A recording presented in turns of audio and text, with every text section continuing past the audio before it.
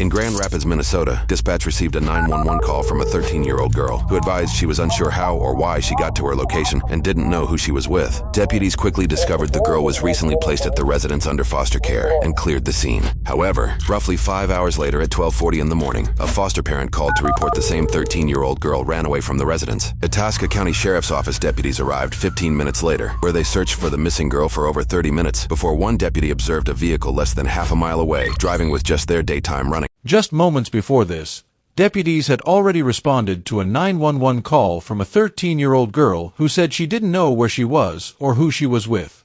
Now, only hours later, that same child has run away from foster care.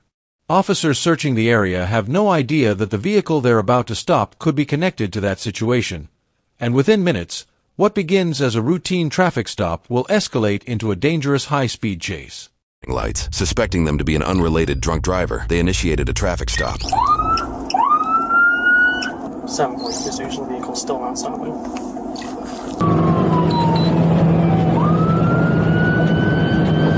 742 station, vehicle is failing to stop commercial exit sign. It's gaining speed.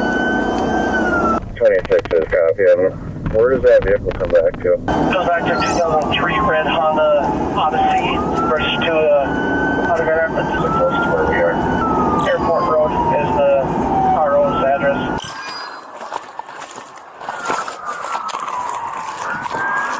Portion of the station, I'm behind 42, needs about 102.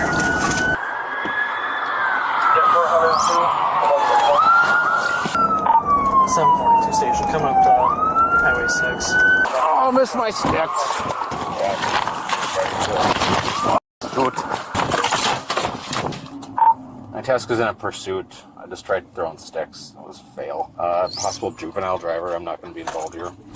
742-26, requesting permission to pit if possible. Yeah, if you're certified, good. 10-4.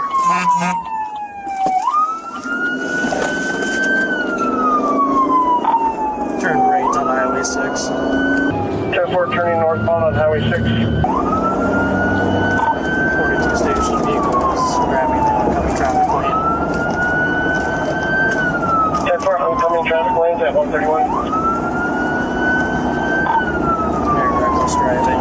Speeds are about 90 plus miles an hour. 10-4 plus 90 miles an hour. We are passing with L type 1. Still no headlights on the vehicle.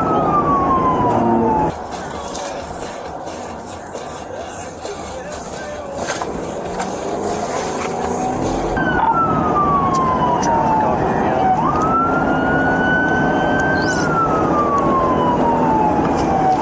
742 station, 1050. 1050, you're plotted at County Road 11 and Highway 6. 742 station, vehicle has rolled. 10-4, we'll get medical rolling.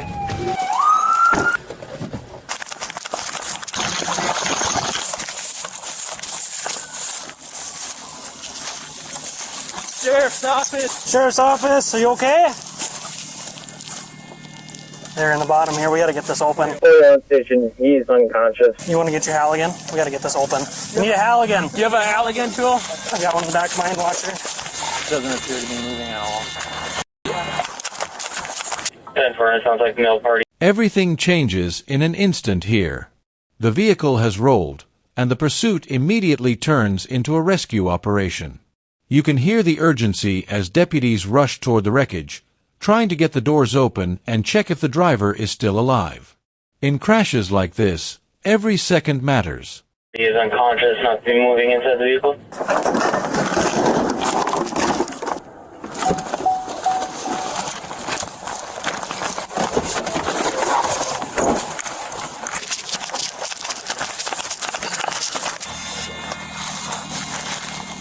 Oh, we're gonna get them out of here, you guys. We're going to want fire, I think. 742 station, when you start fire, we're gonna need extrication. 10-4. Doesn't appear to be moving at all. Vehicle rolled. I'll be out with the deputies, sir. Yeah, I will.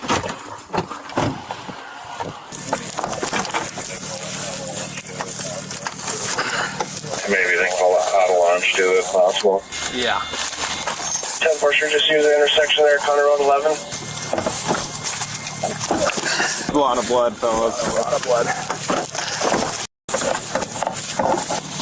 We're not going to be able to get in there. Can we get this open? It's open. We got the door open. Heavy bleeding. We're trying to get in there. 10-4, doors open, heavy bleeding. 135. Yeah, let's see here. We need to get in there. We got to get somebody in there. Yep. Oh, God. Doesn't look like there's any breathing. Here, Cole. What you need? Step on it. Step on you. Dusty, you good? Yeah. We'll turn the vehicle off. Yep. Can we call for a chopper yet? Yeah. Yep. Okay, good. I don't know what we're going to do, though. Can we break out this glass right here or no? What about the windshield? Yeah, the windshield. Where's the Halley? Trev, you got that Halley? It's right here. Here again. I got one.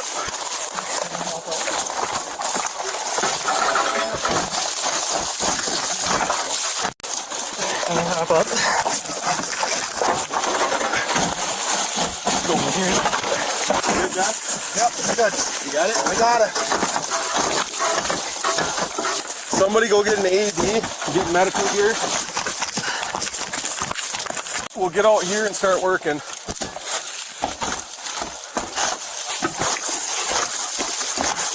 What do you got, Cole? AED. Yeah, medical bag as well. Yep. Write that down.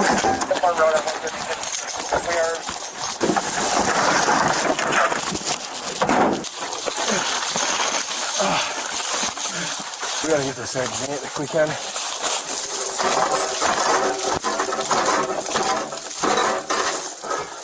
Hey Cole, could you tell if there's a passenger in there at all? I couldn't see. Right now, deputies are working quickly to reach the person trapped inside the vehicle. They're searching for tools, calling for fire and medical support, and trying to check for breathing. Scenes like this can be chaotic, but the goal is simple: get access to the victim and keep them alive until medical help arrives. Just north of that intersection.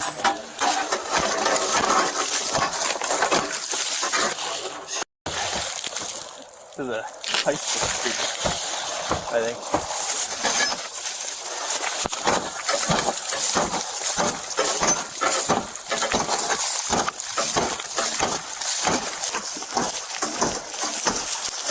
Come back here. Alright, we're gonna come up. We'll come up there. Okay.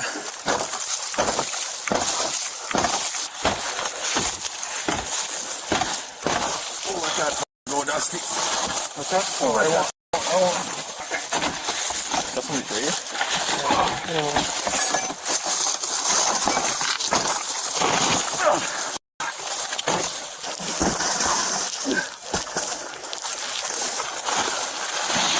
Alright, somebody's skinny.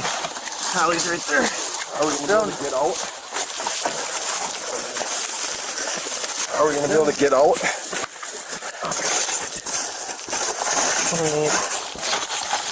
We're just gonna need hands. They are checking flight, 20-minute ETA if they can take it. 10-4. We're getting out of the vehicle. Within the section right here.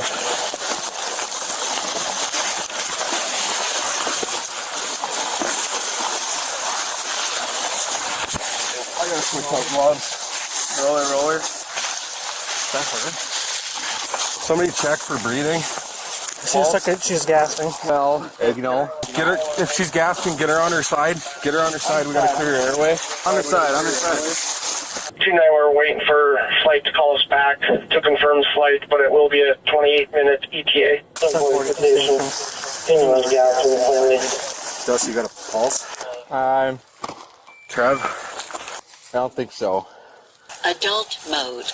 Get it hooked up. Remove clothing from patient's chest. Female's gasping breaths. She's in the recovery position right now. We're working on hooking up the AED. This is going to be the juvenile. Pull red handle to reveal pads. Look at pictures on pads. Do we have anything for an airway? Apply pads to bare skin Exactly as shown in the pictures. Press pads firmly. How many patients we have? Just one. It's going to be a juvenile female. Anybody got any more gloves? Pull red handle to reveal. Do not touch patient. Thank you. Analyzing heart rhythm. No shock advised. Provide chest compressions to the beat. The heel of one hand should be in center of chest. The other hand should be on top of first hand. Current progress. At this stage, life-saving efforts are fully underway. Deputies have started CPR and deployed an AED to analyze the victim's heart rhythm.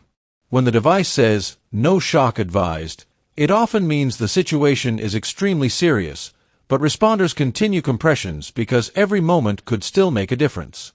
No shock advised. Push down hard, at least 2 inches. Does anybody have any airway in their kits? No. I'll grab my med bag. I don't believe so. Lean over the patient. Keep elbows straight. So how positive are we that there was no passenger? I didn't see a passenger, but it was hard to see in there. Just in case somebody got ejected. Does somebody want to keep looking just to make sure that there was no passenger and check the seatbelt if it was probably not even worn? It might be locked. At least I didn't see a seatbelt on her. We didn't have to take one off of her. Okay. I was going to say that would tell us if there's somebody in the passenger seat or not. Need a break, let me know. Okay.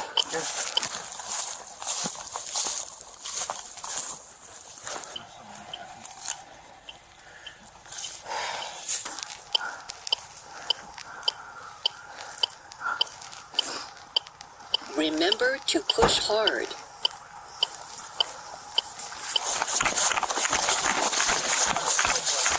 You have an airway? Run me a light, I need to see.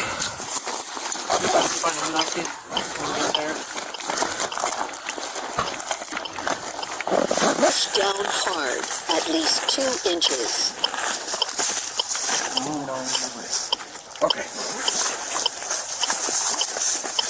Not seeing much, buddy. I'm not seeing it. When she came at me, I didn't see a passenger. Okay. But I just wanted to confirm. No, that's a good idea. Remember to push hard. But then there is a helmet, like a high school helmet, like a football player. Okay. Negative on airway. Lean over the patient. Likely go to Hibbing. It's going to be a 26-minute ETA, but they are checking us north. Body weight to push. Thank you. They call Bob yet? I did. Okay. So Dylan, do you have fires coming still? Denver, Cohasset is paged out. Head that way. I don't know if they're going to get there in time. 10-4.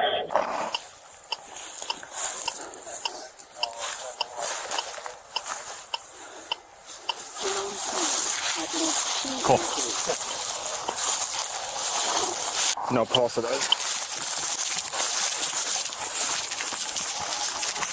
What happened right back here? Lead the road. She's got no headlights. She's been swerving back and forth the whole time. Okay. That's why I said it's starting to get dangerous. It's starting to think about shutting down one crash. Oh. She hit the ditch over here and She went quite a ways. yeah. Well, I saw roughly what were the speeds?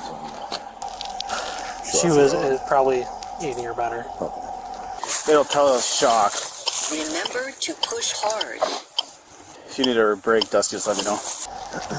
While CPR continues, deputies begin discussing what they saw during the pursuit: the vehicle driving without headlights, swerving across lanes, and reaching very high speeds.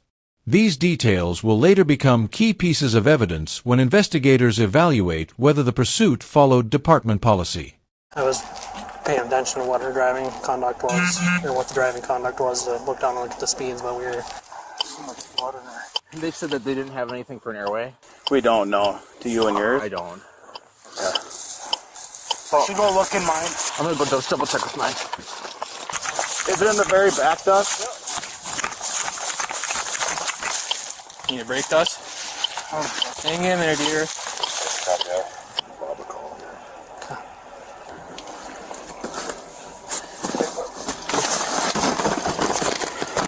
Push down hard, at least 2 inches. This whole thing up there. And I want to check for gloves. Go ahead. Chopper's going to be with north. Remember to push hard. I can do that. I'll be around 15 minutes. Ready?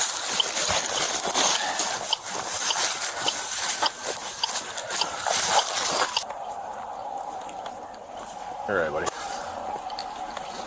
Get coacid up here. They're going to have the medical. You mean to back up? You just stay right there. Okay.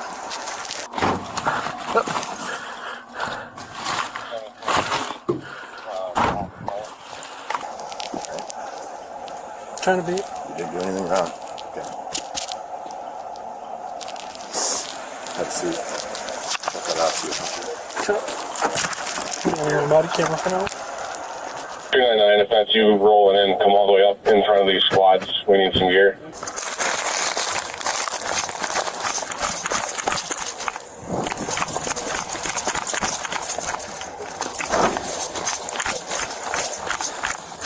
Riley,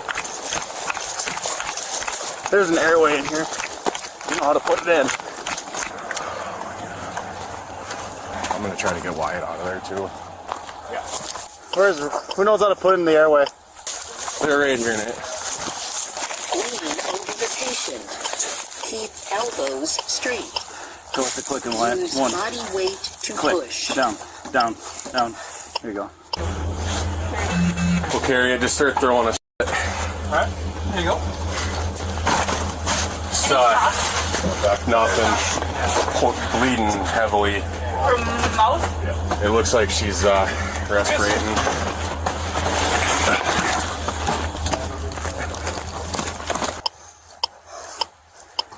When was the last time we checked for pulse? It's been a while. Remember to push hard.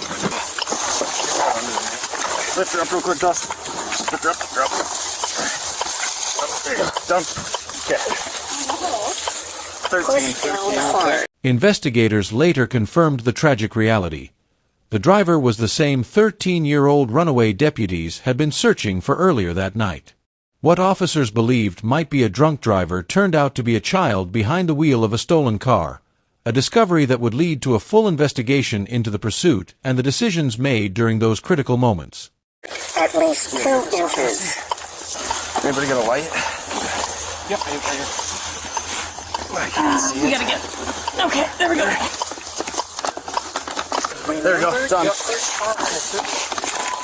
I got it. Her jaw's completely deformed, broken. No seatbelt. Is it on? Out last residential left in the station. Classic lead. We'll be in or out with 3. 10-4 and road at 145. This is looking 5-4. If you want to advise Simon, please. 10-4. 140.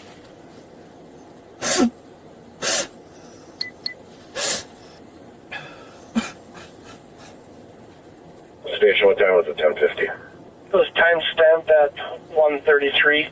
719 is it going to be at 10:72? EMS is on the phone with the doc, but it sounded that way. 10-4. MIS is 0209.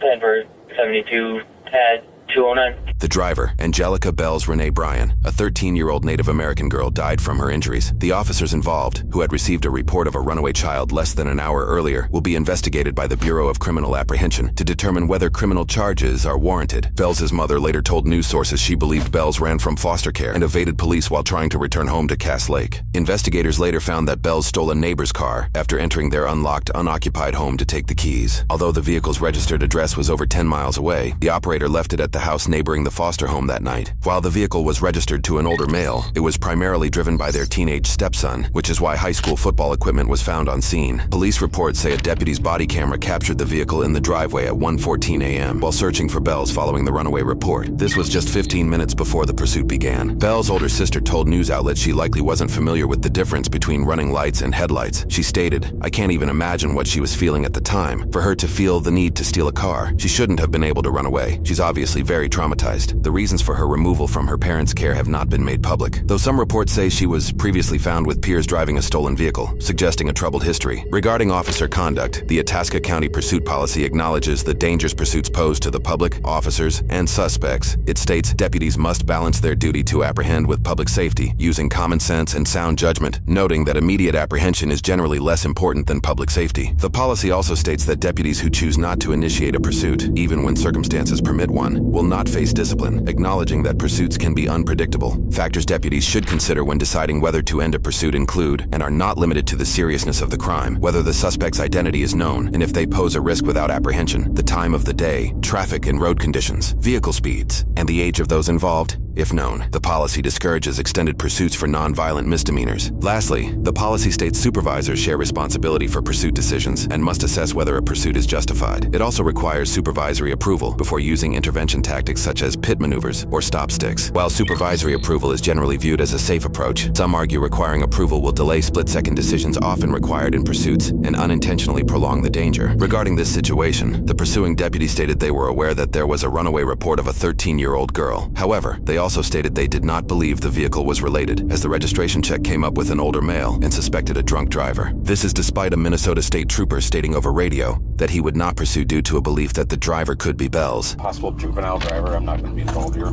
He further states in his report that state policy doesn't permit the pursuit of a 13-year-old driver. However, that occurred on the state patrol channel, which deputies were not monitoring. The patch to a statewide common channel heard by all officers in the state only occurred after this radio traffic. All of these factors were reportedly weighed by the BCA, who determined the officers would not be referred for prosecution for the incident or Bell's death. The report directly states that the deputy's actions were reasonable and that Bell's death was the result of her own decisions. Moreover, she was not wearing a seatbelt, and video analysis indicates that Bell's didn't apply the brakes prior to the crash. Bell's family posted a GoFundMe in support of funeral funds. The GoFundMe is still active at the time of posting this video and can be found in the description below.